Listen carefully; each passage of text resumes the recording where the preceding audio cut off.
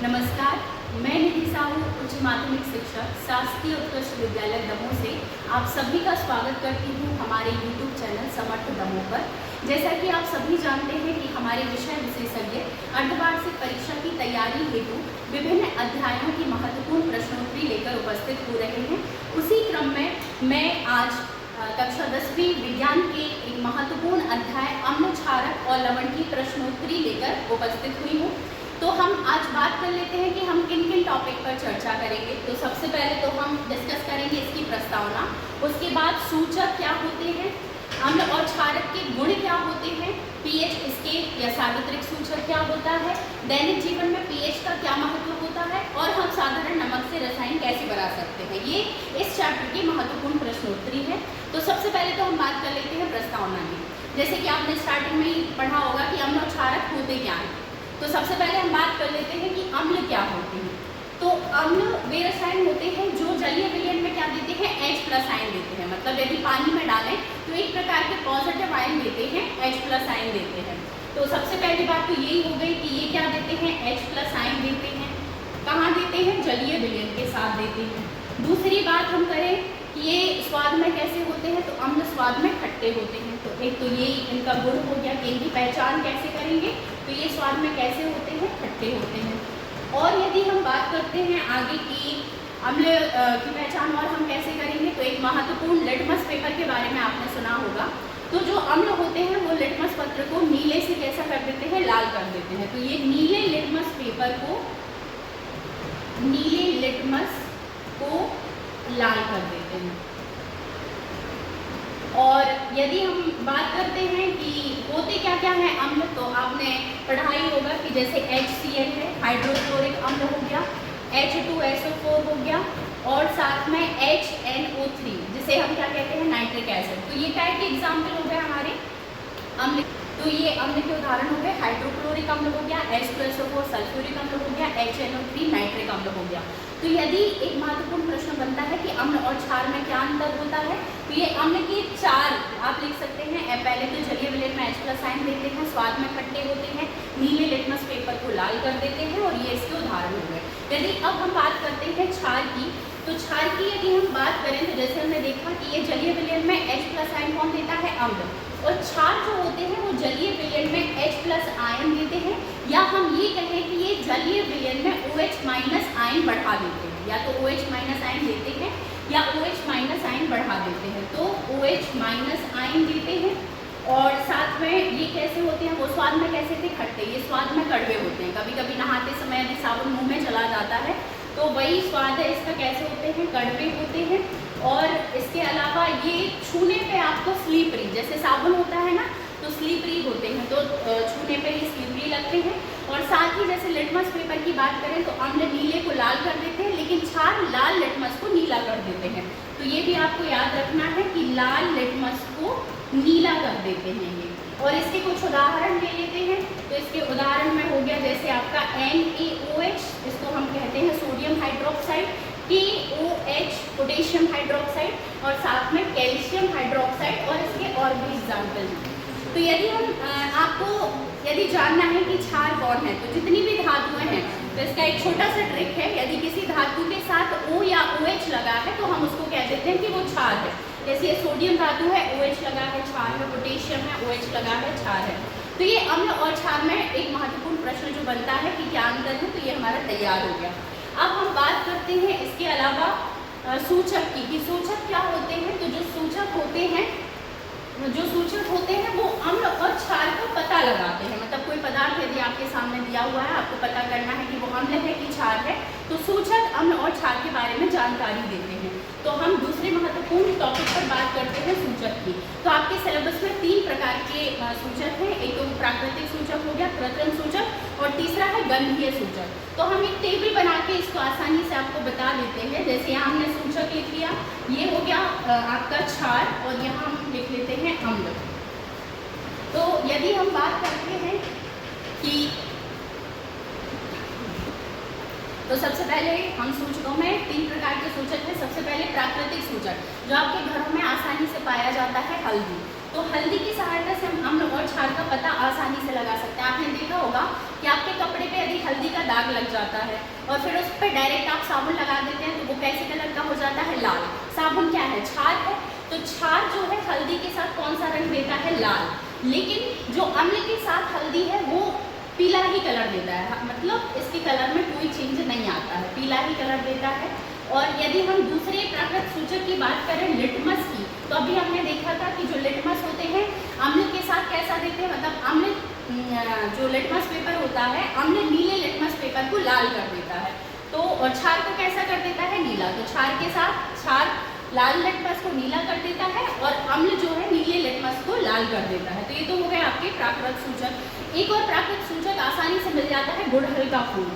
तो यदि गुड़हल के फूल को आप एक कागज पर रगड़ते हैं और उस पर कोई क्षार, मतलब जैसे आपका घर में निर्मई आता है, घड़ी पाउडर है, उसको डाल दो तो क्षार के साथ जो गुड़हल का फूल है वो हरा कलर देता है और जो अम्ल है उसके साथ गुलाबी कलर देता है। अब इसके बाद हम बात करते हैं दो और प्रथम सूचक है फेनोल्फिलीन। तो फेनोल्फिलीन जो है वो क्षार के साथ गुलाबी कलर देता है और अम्ल के साथ कोई कलर नहीं देता। मिथाइल ऑरेंज है एक प्रथम सूचक। तो मिथाइल ऑरेंज खुद ऑरेंज कलर का होता है लेकिन वो क्षार के साथ कैसा कलर देता है? येलो कलर देता है और अम्ल के साथ रेड कलर देता है। तो ये तो हो गई सूचकों की बात, प्राकृत सूचक और प्रथम सूचक। यदि हम बात करते हैं कि तीसरा गंधीय सूचक क्या होते हैं, तो गंधीय सूचक में जैसे प्याज हो गया, वनीला हो गया या लौंग का तेल हो गया, ये सभी गंधीय सूचक हैं। अब यदि प्रश्न आ जाता है कि गंधीय सूचक से हम कैसे पता लगाएंगे कि दिया गया पदार्थ अम्ल है या क्षार है, तो जो गंधीय सूचक होते हैं क्षार के साथ स्मेल नहीं देते हैं, है ना, और अम्ल के साथ इनकी स्मेल एज इट इज रहती है। तो ये तो हो गए हमारे सूचक। अब अगले टॉपिक हम अम्ल और क्षार के गुणों के बारे में बात करते हैं। अब अगले टॉपिक पर हम बात करते हैं कि अम्ल और क्षार के क्या गुण हैं। अम्ल और क्षार के गुणों का मतलब है कि ये हम देख लेते हैं सबसे पहले कि अम्ल की जल से अभिक्रिया कराने पे क्या होता है। तो आप जानते ही हैं कि अम्ल जब जल से अभिक्रिया करता है तो H+ आयन देता है और क्षार के साथ अभिक्रिया करता है तो OH- आयन देता है। दूसरा एक इम्पॉर्टेंट है जो एग्जाम में जनरली पूछ लेते हैं, तो वो है अम्ल की धातु से अभिक्रिया। तो ये इम्पॉर्टेंट है, इस पर ऑब्जेक्टिव टाइप क्वेश्चंस भी बनते हैं। अम्ल की धातु से अभिक्रिया, तो जब अम्ल धातु से अभिक्रिया करते हैं तो अम्ल धातु से अभिक्रिया करने पे हाइड्रोजन गैस देते हैं, ये आपको याद रखना, और साथ में लवण बनता है। जैसे हम अम्ल और धातु, तो एक एग्जाम्पल के तौर पे हम धातु ले लेते हैं जिंक। हमने धातु ले ली जिंक और अम्ल हो गया सल्फ्यूरिक अम्ल H2SO4। तो जब इन दोनों की क्रिया होती है तो हमने क्या बताया कि धातु अम्ल से क्रिया करती है तो लवण बनता है और साथ में हाइड्रोजन गैस बनती है। तो ये जो धातु होती है ये अम्ल से हाइड्रोजन गैस को विस्थापित कर देती है और खुद हाइड्रोजन गैस की जगह ले लेती है। मतलब Zn ने H2SO4 में H2 की जगह ली तो क्या बनाया? ZnSO4 बनाया और साथ में H2S हाइड्रोजन गैस बाहर निकल गई। तो ये ZnSO4 क्या हो गया? ये लवण हो गया और ये आपकी हाइड्रोजन गैस बाहर निकल गई।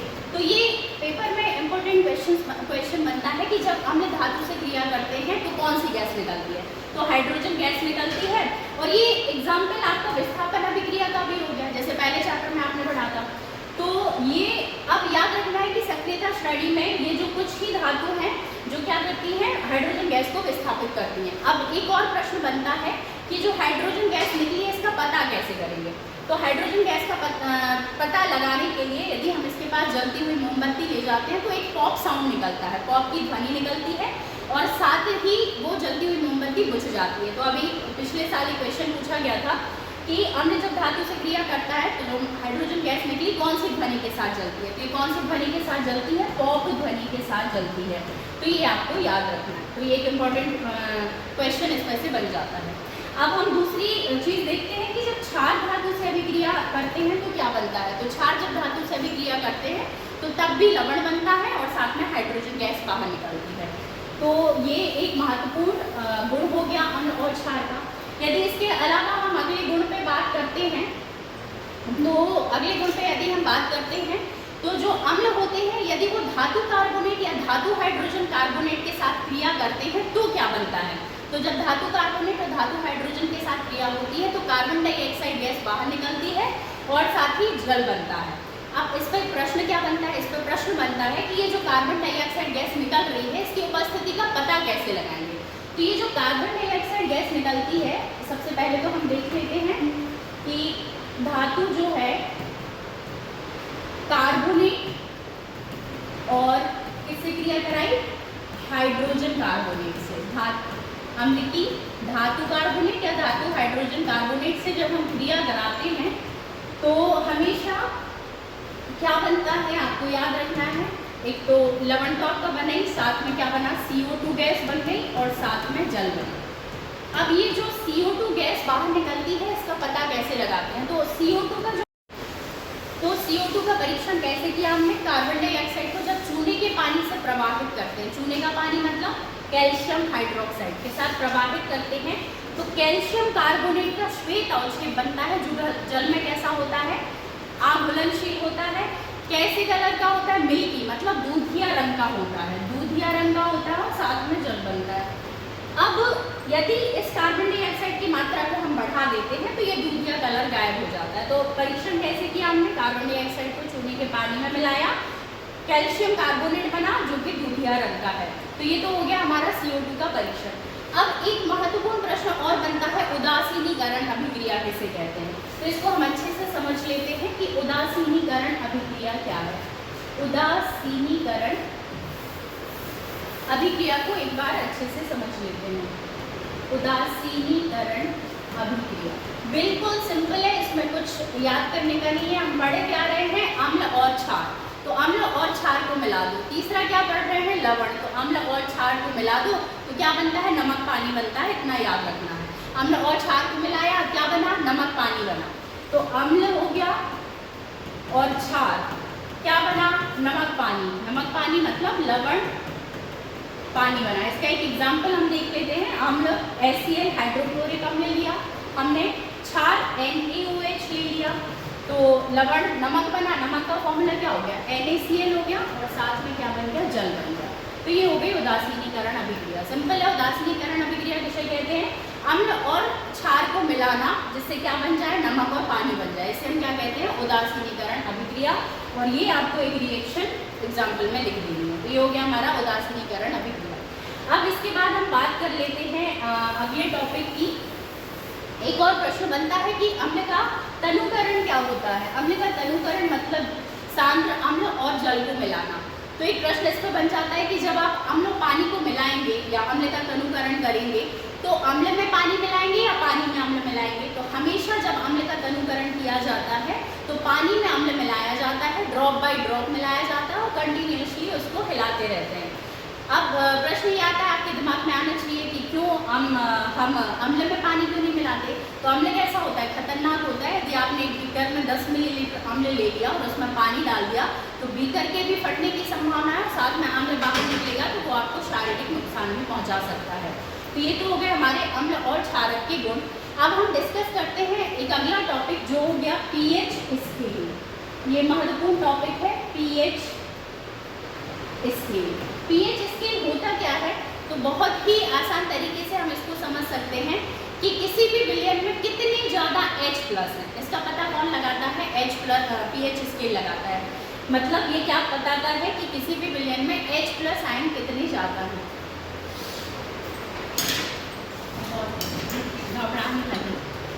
तो बात करते हैं हम पीएच स्केल की।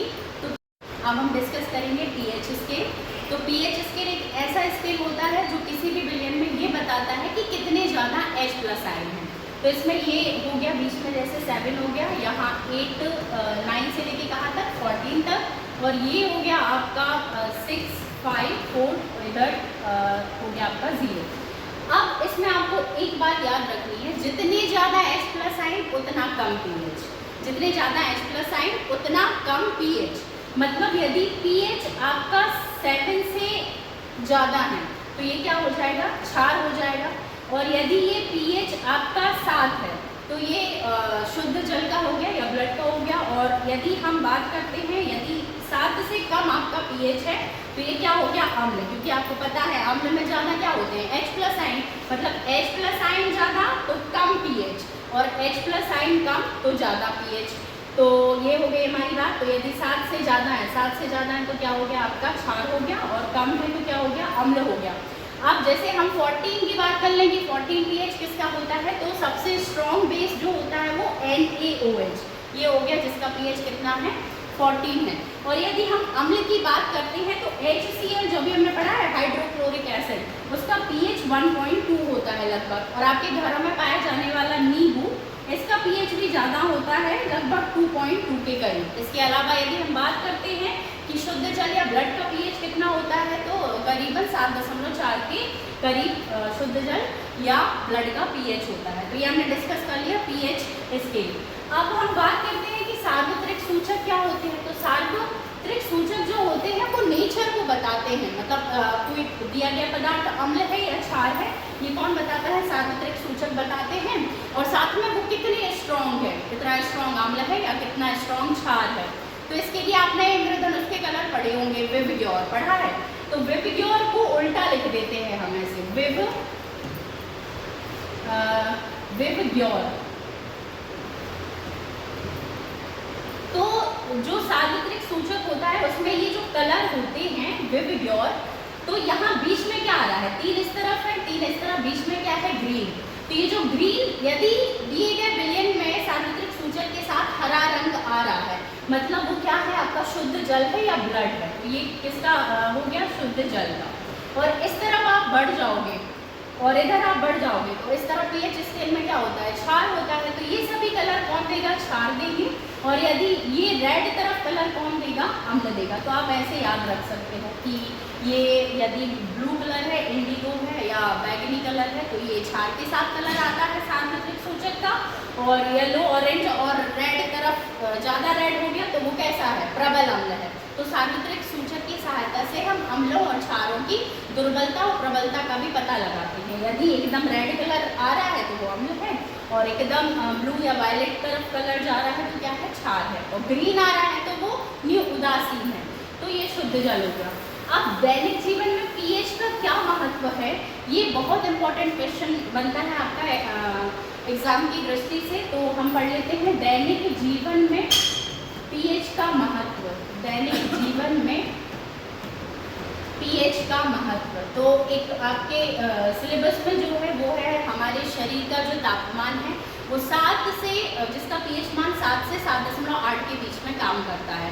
दूसरा हम बात करते हैं कि कभी कभी अपच के दौरान हमें एसिडिटी हो जाती है, मतलब हमने कभी ज़्यादा खाना खा लिया, बहुत सारे समोसे खा लिए, तो क्या हो गया, एसिडिटी हो गई। तो उस एसिडिटी होना मतलब अम्लता हो जाना, मतलब आपके पेट में क्या है, अम्ल बढ़ गया। अब आपको क्या करना है, उसको उदासीन करना है, न्यूट्रल करना है। तो अम्ल को उदासीन कौन करता है, क्षार करता है। तो अम्ल आपके पेट में पहले से बढ़ा हुआ है और यदि आपने क्षार ले लिया तो वो अम्ल को क्या करेगा, उदासीन कर देगा। तो इसके लिए कहते हैं कि जैसे एसिडिटी हुई, इनो पी लो।